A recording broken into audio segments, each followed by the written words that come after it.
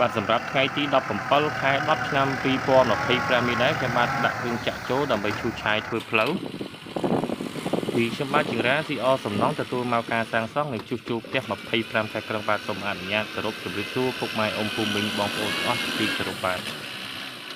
ក្នុងគណៈថ្ងៃទី17នេះដែរចាប់ដើមធ្វើផ្លូវបាទដើម្បីងាយស្រួលឲ្យខាងឡានគាត់ដឹកគ្រឿងសំណង់ចូលទៅខាងក្រោយបាទដើម្បីរៀបចំធ្វើលបងខាងក្រោយប្រសិនបើពុកម៉ែអ៊ំពូមីងបងប្អូនទាំងអស់មានបំណងធ្វើលបងដីលបងផ្ទះសាងសង់ផ្ទះជួសជុលផ្ទះតូចធំក្តីបាទ25ខេត្តក្រុងអាចតាក់ទងមកខាងខ្ញុំបាទបានជារាស៊ីអសំណងទទួលមកការសាងសង់និងជួសជុលផ្ទះ25ខេត្តក្រុងបាទផ្ដល់ជូនពុកម៉ែអ៊ំពូមីងបងប្អូនទាំងអស់នៅគុណភាពសំណង់ទំនុកចិត្តនិងតម្លៃសមរម្យបាទ